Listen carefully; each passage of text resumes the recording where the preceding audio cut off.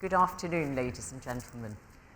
My name's Zeinab Badawi. I'm a broadcast journalist and filmmaker and also president of SOAS at London University. That's the School of Asian and African Studies. And it's my pleasure to be presiding over this next conversation. Hello, Tony. And following on from Professor Chris Miller's conversation about how technology is reshaping our geopolitics, we're going to develop that a little bit further by looking how it's actually having an impact on the geopolitical battlefield. And to do that, I have two wonderful generals. Please come up, gentlemen.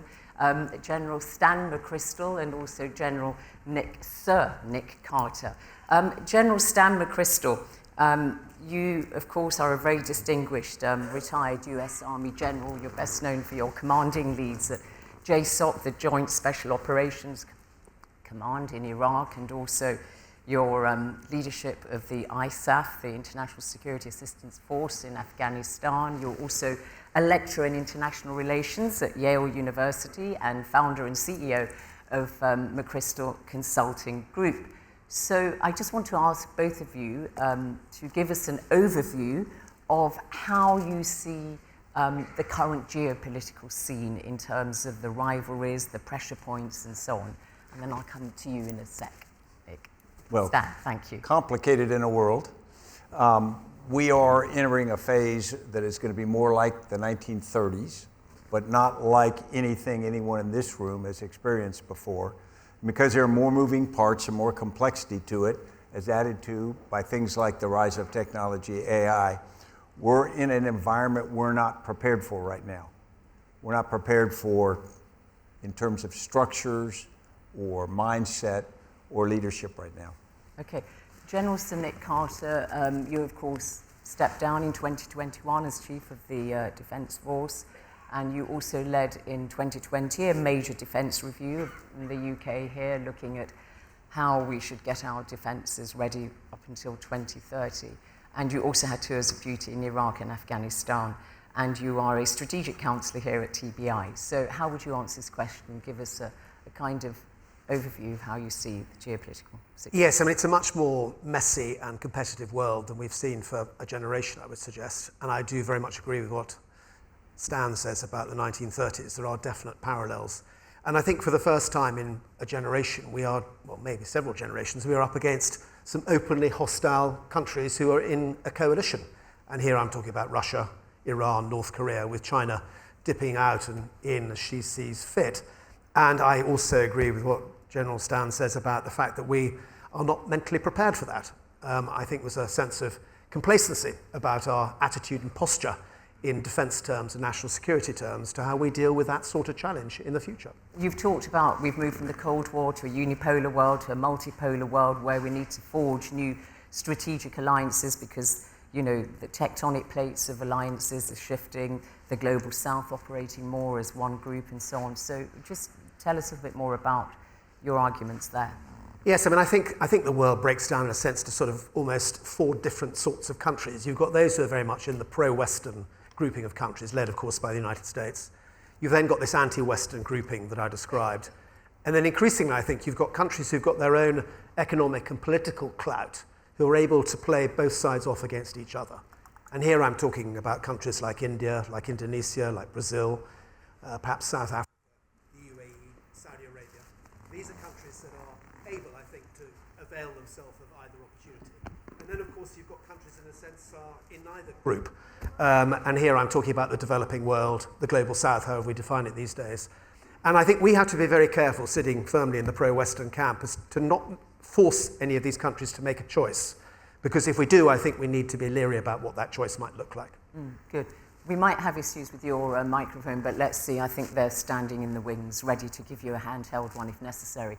General Stan, so just give us an idea of the impact of technology, AI and drones on current strategic, military and defense thinking. Well, it has changed warfare, but it always does. Through history, from the stirrup on, technology has changed. But what has happened now, most recently, is you've had the democratization of technology. When General Nick and I were together in Afghanistan the first of two times, we had a monopoly on night vision, on global positioning systems, on precision strike weapons, on things like that. And that's gone. You can buy that stuff at the hardware store or develop it yourself right now. So the proliferation of low-cost drones has had the effect of freezing the battlefield, because you can put enough drones up where you can see anything and match with precision strike. It's hard to do traditional military operations. And the model that particularly my country has used during my lifetime, with large secure bases from which we sally forth, is pretty difficult to maintain when things are so vulnerable to that kind of attack, particularly at the numbers that are affordable now by almost anybody. And to get the approach right, I mean, surely you can't just leave it all to the military, to the Defence Department and so on. You need, that phrase, joined up government thinking, don't you, in order to get the strategy right? Well, theoretically, you always have. And if you think of the power, particularly of the West in the 19th century after the Industrial Revolution kicked in, developed nations had a huge advantage. But what happened is, really after World War II, technology started to be developed in the military by the military, and then it would find its way into the civilian world. That's flipped completely. Now, all technology is really developed away from the military, and the military has the danger of living in a silo. And so the danger is, or the reality is, future war is going to be one nation, meaning you're going to have to fight as a complete nation. The same chips, the same AI that we just talked about here, that is used for consumer packaged goods management, is going to be used for combat. And the amount of electricity you need, the proliferation of chips and whatnot, is going to determine the national power of a nation and the ability to pull it all together and use it. And that's a mental shift. Is that mental shift happening, do you think, General Nick? No, I don't think it is yet. I mean, I think that government needs to understand that it's going to be an enterprise that enables our national security in the future. And that's going to require all of the instruments of statecraft to be properly integrated. The irony, of course, is if you look at the way Whitehall was designed, it was rather effective in the days when you had to walk from building to building. It was all quite close together. We now have to find a way of getting our national security system to work much more collaboratively together and also with the outside world, because we will not have the technological edge that we need to defeat our opponents unless we do. And the character of warfare is changing very quickly. Change is endemic in everything, but particularly also in warfare. And it is now very obviously a competition between hiding and finding. And then when you find your target, the side that strikes quickest or moves quickest is the one that will prevail. And that requires software, and it requires artificial intelligence to help you do it. But it also requires the right skill set, doesn't it? It's got to have the right personnel with the right skills, trained in technology and managing all that stuff, surely. And this is the big problem for the military, isn't it? You're in competition with the private sector for the same set of skills. You're exactly right. And if you go to the front line in Ukraine now, you'll find data engineers and data scientists deployed forward. And we need to be able to employ those people as well. And to your point, we probably can't afford to pay them the wages that they expect. So we're going to have to share it with industry and find a smart way of delivering it. I mean, exactly. You can't meet but are steps being taken to do that? Because otherwise you're just not going to have the human power.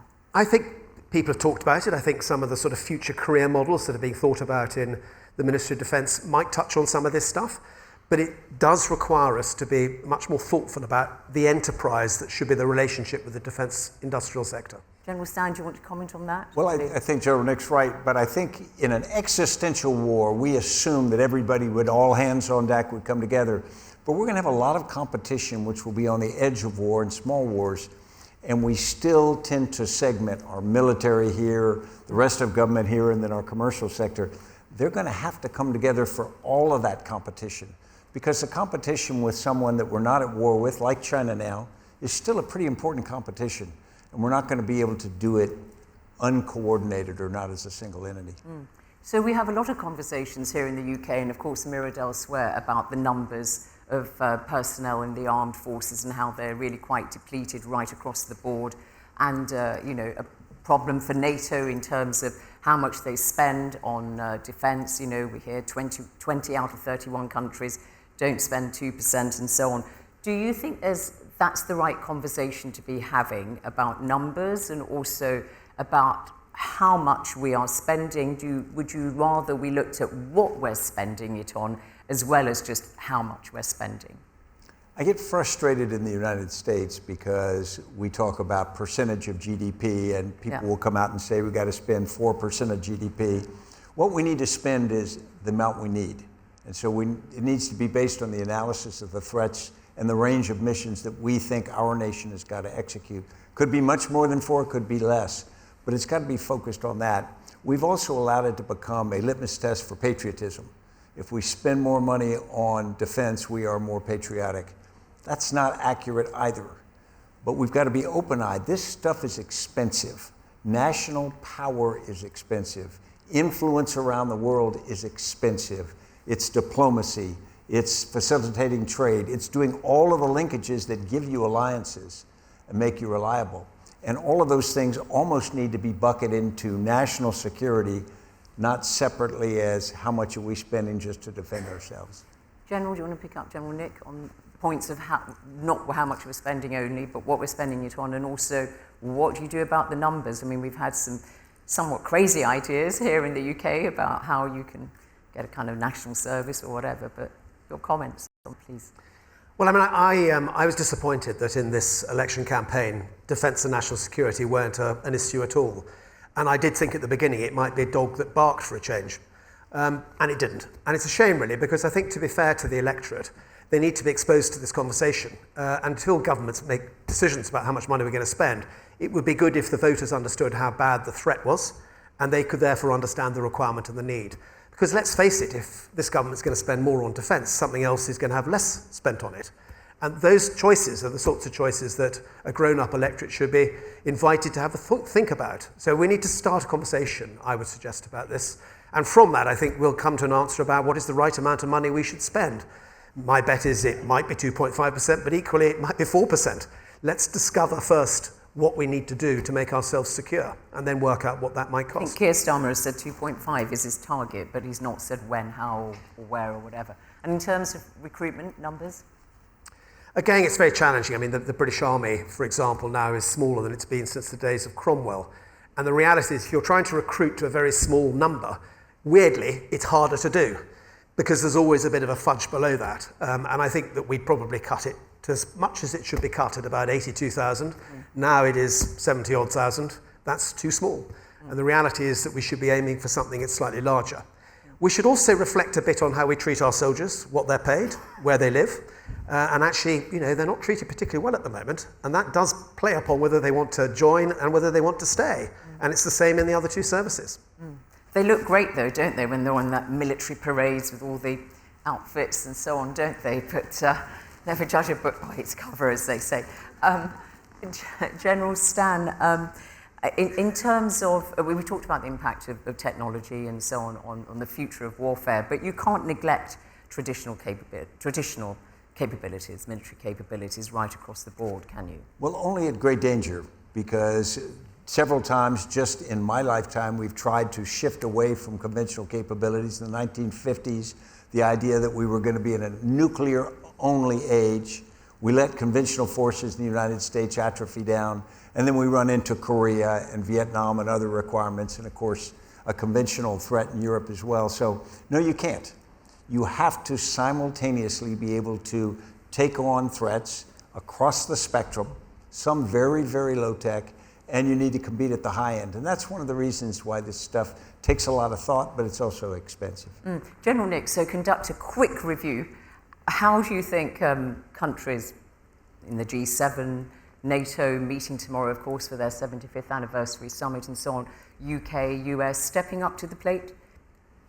Yes, I mean, I think that, you know, we need to remind ourselves that we are privileged to have a wonderful alliance in NATO, and that if we go to war in the genuine definition of the term in the future, I'm pretty certain we will do it in an alliance. So how you make that alliance as strong as possible needs to be at the forefront, I think, of a Britain that wants to lead. And I think that a Britain that wants to lead is what NATO would like to see. That does mean that we have to play our part in NATO in terms of what we contribute to it. But I do think that traditionally we have been a leading voice in NATO alongside the United States, and it's important for us to do. And I'm absolutely certain that when Keir Starmer goes to this NATO conference, he will be making the point that he's there leading Britain, and Britain wants to lead what's happening in NATO. Can I jump in on that? Yeah, because this is a personal part of it. Soldiers don't decide where you go to war or who you go to war with. But when you go to war with an ally, you build relationships that I had only read about from World War II. I'd heard about my grandfather and whatnot. But then on the battlefields in Iraq and then in Afghanistan, I served alongside British forces. We served alongside 46 other nations. And you build a sinew of trust that is pretty hard to describe. It's not just between soldiers, it's also between nations. And I would say that the value of those alliances goes deeper than just the paper amalgamation of all the strength of the countries. So, of course, I must ask you, because we have a US election coming up, and I wonder if you'd like to just give us an idea. Do you think that there'll be any impact on the defense debate in the US? I don't see how there won't be. I think that we have a choice in the United States that is extraordinarily important. I would argue it's almost a measure of our character. We are going to be given a national character test, and many things will derive from that. And so I am hopeful that the conversations that are ongoing in my nation right now are substantive enough and serious enough that we will recognize that and not just listen to pollsters or slogans. In fact, I think the issue that has been raised about President Biden's age in the last week has actually been good for the conversation, because instead of just careening toward an election, I think people are stopping and saying, wait a minute, this is a big choice. And whether they are on the left or the right, what I ask people is, before you begin a sentence with the words, I think, make sure you did. So what do you think? Thank you for that. And what about you, General Nick? I mean, do you see the dynamics of the debate shifting a bit depending on the outcome of the presidential election? Yeah, I mean, I think sitting in Europe, I think one's nervous. Having said that, I do think that some of the utterances of President Trump when he was last in power about NATO allies spending what they should spend were right and appropriate. But I do think we worry that he's not necessarily somebody who sees the world through a prism of alliances. I think he very much believes in the deal, and they should be bilateral deals on the whole. And I fear that he will treat NATO in the future as the Mar-a-Lago club. If you pay your subscription, you can join it and stay in it. And I think that's worrying. But it does mean that us Europeans need to step up to the plate, because we've got a much better chance of holding the alliance together if we do. So you say we need to step up to the plate, but again, I ask you, do you think we are? Do you think that major NATO nations, major Western countries, including the UK, are ready for all the kind of conversation, we've been having about the... No, I don't think we are. I mean, I was reading in the newspaper this morning that Mr. Pistorius, who is the defence minister of Germany, was horrified that his budget's been cut the day before the NATO conference.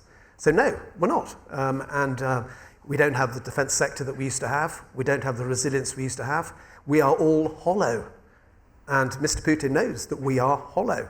And unless we do something about it, we will not be able to reimpose a sense of deterrence like we need to have a sense of deterrence. Very, very depressing interview that General Sanders gave today about how Britain is just not war ready at all and could be in dire trouble. But it comes back to the point I made earlier. I mean, we do need to have a debate about this, because I don't think the general public see this as a problem. And if our political leadership are serious about this, we would have a debate. Mm-hmm. And that's what I hope will happen, because then I think we might get some momentum behind what's needed to be done. General Stan, you said at least the focus on President Biden's cognitive abilities has perhaps made people think about, look, this is the commander of our armed forces and so on. Do you see this debate engaging the public in the way that General Nick is advocating? Not yet. The United States has spent more on defense for many years, but almost as a sort of reflexive habit. And I think that what we are not doing is having a deep enough debate about the real dangers. If you'd asked 20 years ago if there would be ground war in Europe, almost everyone in this room would have said, no, that came and went. And now we have one. And we have a leader who would start another one, Vladimir Putin, if he could get away with it. And then we've got some acolytes like him who would fall right on. And so I think that for us to pretend that the world isn't that dangerous is mistaken. And so I think that is the debate that needs to start, and not to tear everybody into inaction, but to tell people this is a serious world and we need the capability to operate in it. Thank you. Well, lots of food for thought there, everybody, with our two generals. Give them a round of applause. Thank you very much. Thank you so much. Thank you. Thank you. I think you can...